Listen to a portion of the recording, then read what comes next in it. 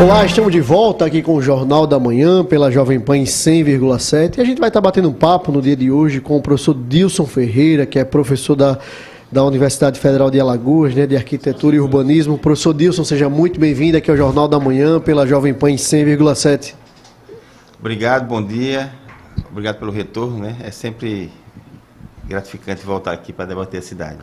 Professor Dilson, a gente tem acompanhado, né, nos últimos anos a questão do grave problema de mobilidade trazido pela Braskem, né? Trazido porque, de fato, após o crime ambiental, né, realizado pela Braskem aqui na nossa cidade, a gente vê o trânsito caótico em várias esferas, né, que vem desembocando da parte alta até chegar aqui na parte baixa de Maceió. E hoje a gente tem uma perspectiva, aspas, de uma mudança ali no trânsito, na região ali, né, do Pinheiro, ali naquela rua ali onde era aquela Belo Horizonte, sobretudo, dizendo que vão ter ali vias, vão ter novas faixas, né? Como é que o senhor vê essa questão, aspas, dessas novas vias, desses novos acessos que a Braskem, aspas, promete realizar para melhorar o problema da mobilidade urbana da nossa cidade? Inicialmente, existe planejamento, né? A gente não tem um plano de mobilidade, né? Todo mundo sabe disso, né? Então, a gente faz mobilidade sem ter plano. A gente faz mobilidade sem ter um orçamento definido para a mobilidade, né? Então, não tem planejamento. Então, eu fico brincando que a gente fica olhando para trás, né? A gente está fazendo vias na cidade, né? A Prefeitura de Maceió, especificamente, está fazendo vias na cidade, mas com mapas de vias que são da década de 80. Então, a gente está ainda planejando o passado, né? Então, inicialmente naquela região ali, precisaria sim, inicialmente do plano de mobilidade para a cidade, para que a gente olhasse para lá, para aquela região do Pinheiro ali, e estudasse a área, né? Eu vejo com preocupação porque a gente está fazendo recapear na cidade, fazendo um monte de vias, né? E tem essas vias que você citou agora, mas baseado em que dados, né? E o que a gente vê, professor Dilson, assim, não há uma discussão pública, por exemplo, não há audiência pública na Câmara Municipal, o plano de diretor não é apresentado, ou seja, fica muito naquela coisa da obscuridade e a gente vê que a Braskem continua dando as cartas em relação a essa questão de Maceió e com toda a anuência, toda a conveniência, toda a omissão da gestão municipal. Como é que você vê de forma prática a questão de uma solução? Como isso seria feito da melhor forma? Reunir técnicos, reunir a atual gestão, ser discutido isso através de uma audiência pública na Câmara Municipal? Como seria o start? Como seria a iniciativa central para que isso desse certo na nossa cidade? João, só complementando isso que você está falando, existiu sim, né? Uma mínima, uma tímida movimentação, exato, muito próxima, inclusive, das eleições, então já estava ali. Há pouquíssimos meses houve assim um momento ali de encontro, né, para começar a discutir sobre isso, mas também foi aquele momento ali e tchau, não teve mais nada, né, professor? É verdade, o tema da mobilidade, né, foi meio que norteou um pouquinho, né, a campanha eleitoral, né? Mas voltando à pergunta, João, o que acontece? Você tem que ter um plano de mobilidade. Isso é lei federal, não é eu que estou falando, não é você que está falando, é lei federal. Maceió não cumpre com a lei federal de mobilidade, essa é a grande realidade. Agora, os órgãos de controle têm que olhar com a lupa sobre isso, né? Então, assim, eu lembro que eu vi, né, o Ministério Público Estadual, está na mídia aí, né, se reuniu com a Prefeitura e fez uma reunião para debater, para ser apresentado o BRT, né? Então, assim, mas falta a população participar, né? Então, a gente precisa de plano de mobilidade, inclusive os ministérios que estão ligados a essas demandas de mobilidade, tem corpo técnico, e aí, respondendo a sua pergunta, né, tem corpo técnico que pode auxiliar, cidades com menos de 100 mil habitantes, inclusive tem apoio dos ministérios para poder fazer os planos de mobilidade. Então, assim, a gente precisa de planejamento, sim. O plano de mobilidade é um planejamento de 10 anos, né? Então, Maceió está crescendo, né? O estado de Alagoas está crescendo, e a gente precisa de planejamento. Então, assim, o plano de mobilidade, na verdade, define toda a cidade, João. né? Define para onde é que vai a cidade. Ou seja, hoje você tem tecnologia, você tem celular, que você consegue saber para onde é que está indo a população, quando é que está voltando, que horário está voltando. Então, assim, a gente consegue mapear a cidade inteira. Falta, sim, planejamento. Tem uma questão muito recente, né? Das remanescentes aí da questão da Braskem, que é o caso do Antares. Né? Já que estamos falando de mobilidade, a gente traz aqui esse caso do Antares, que é uma construção de uma nova via, né, que vai ligar 2 bairros, o senhor me corrija se eu estiver errada, mas vai ligar 2 bairros aqui da capital, rasgando ali, passando pelo Antares, mas com o agravante, né, o absurdo de desocupar ali. Já pelo menos 40 casas já foram desocupadas, né? Como é que está essa questão do Antares hoje? Eu sou morador do Antares. Né? Então, eu participei ativamente da discussão, porque eu moro ali. Né? Inclusive, pessoas que foram realocadas de lá estão indo lá para o condomínio que eu moro. Ali é o seguinte, ali é uma via que conecta a BR-316, né, com a Fernandes Lima ali. Né? São 2 BRs, praticamente. Né? E é um braço que liga nas 2 rodovias, né? Que começa ali no Feijão Verde, né, ali no Antares, e vai até a Tupã. Ali é a via expressa. A via expressa, a via expressa até a Tupã. Essa via tem mais ou menos quase uns 2 quilômetros, tá? Ela passa por dentro da área verde, foi desmatado mais de 100 mil metros quadrados, né, 10 hectares, e aí o IMA foi lá e multou e tal. Houve uma discussão anterior, né, para discutir essa proposta. A população colocou 5 opções, eu até ajudei e tudo mais, os técnicos e tal da universidade, e no final foi escolhida a opção que foi prevista inicialmente, que é essa que passa pelas casas. Né. Então, assim, não tem discussão, né? A discussão que tem, muitas vezes, no final, tem, né? Quem fez a audiência pública foi até a vereadora Teca Nelma, né? Que fez alguns vereadores puxam essa discussão, né? Ela fez essa discussão, e, no entanto, foi só isso que aconteceu. No final, acabou que fizeram, né? Estão fazendo já, passou por uma área verde, não fizeram estudos de mapeamento lá embaixo, até porque, eu digo que não fizeram porque ninguém apresentou até hoje, nunca viu esses estudos, né? Então, se o IMA foi lá e multou, é porque existia irregularidade. Então, é esse tipo de mobilidade que está se fazendo na cidade. Você faz de qualquer jeito, né? Então, a gente está lidando com 2 problemas graves, que é a questão ambiental e a questão desses moradores do Antares. Totalmente.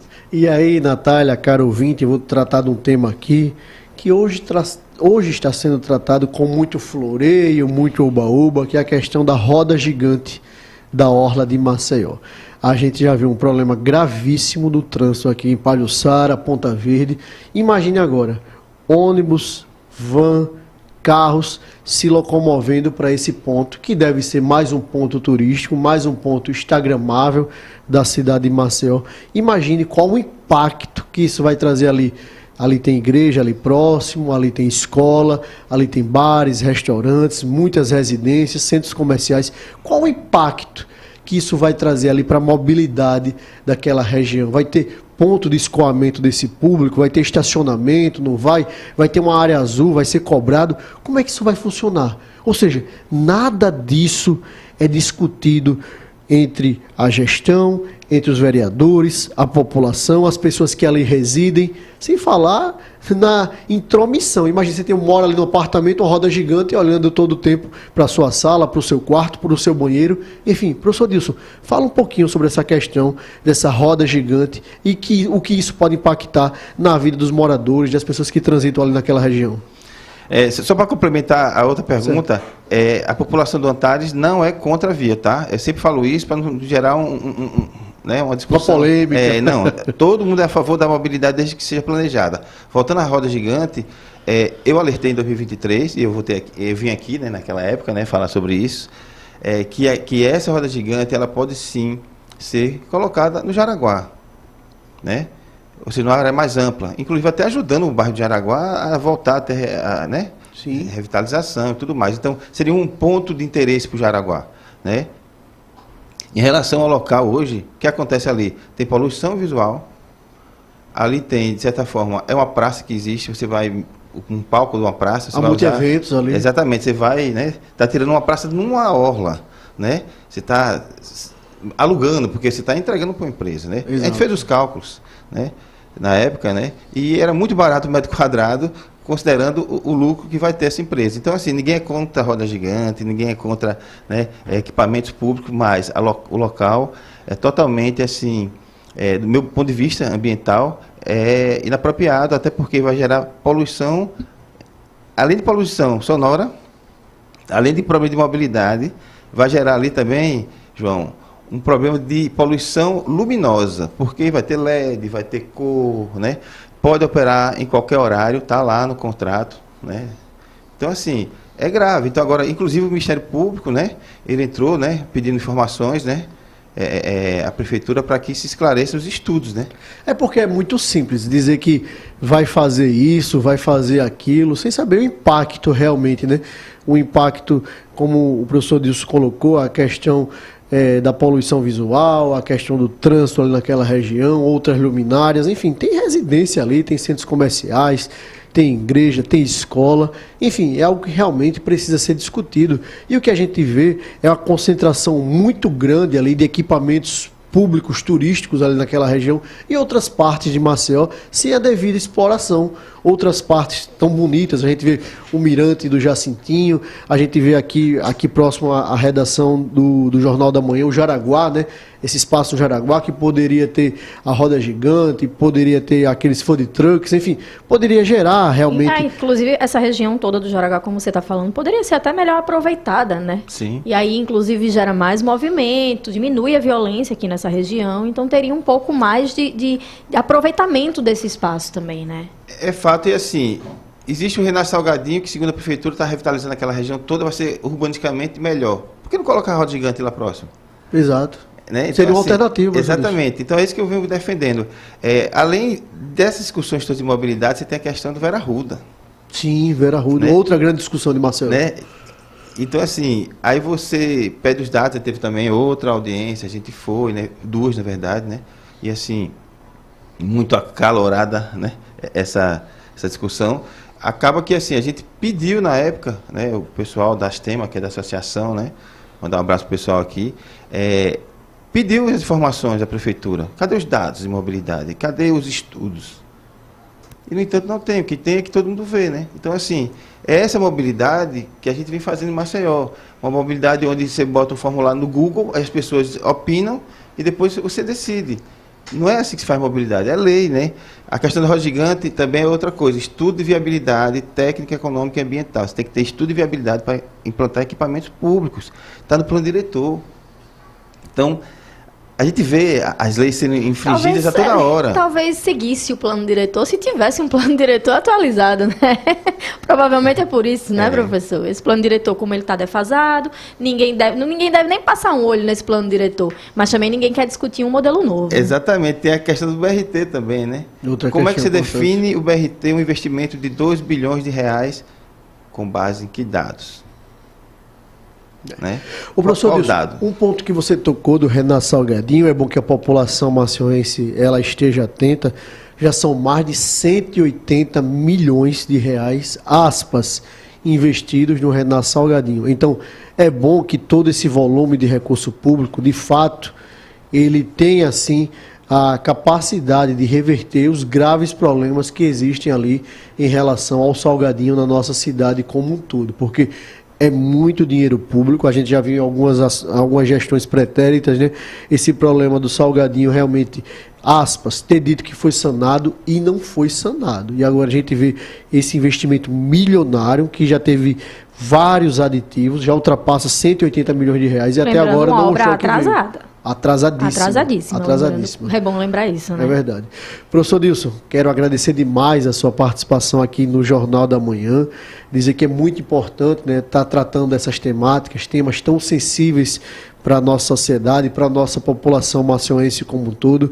Quero fazer um convite público para que o senhor esteja aqui em outras oportunidades, tratando dessas e de outras temáticas de tamanha relevância, e quero deixar um espaço para as suas considerações finais. Eu agradeço, a universidade está sempre de porta aberta, né? E eu sempre falo que a gente tem que ter dados técnicos, né? Sem dados técnicos, a gente não tem como planejar uma cidade. Um plano diretor, um plano de mobilidade, um plano de drenagem, um plano de arborização urbana. Vocês têm tantos planos que a gente poderia ter e quer lei, e a gente não tem. E a gente só quer o planejamento, a gente não quer interferir em gestão pública, nada disso. É o planejamento público para que a gente tenha uma cidade melhor. Estou sempre à disposição precisando de mim já sabe, né? Então é isso, gente. Obrigado pela oportunidade. É sempre bom debater a cidade. Professor Dilson Ferreira, professor da Universidade Federal de Alagoas, a gente que agradece mais uma vez pela disponibilidade e dizer aqui que o Jornal da Manhã é uma tribuna livre para a gente estar sempre discutindo as temáticas importantes da nossa cidade. Quero agradecer a minha companheira de bancada aqui, Natália Barros, o Claudio Stone na técnica, o Mailson Franklin nas ruas de Marcel com Geraldo Salgueiro, nosso querido Robson Florentino aqui nas redes sociais. Muito obrigado a todos vocês e até amanhã, até terça-feira, se Deus quiser. Tchau, tchau, ouvinte. Até amanhã.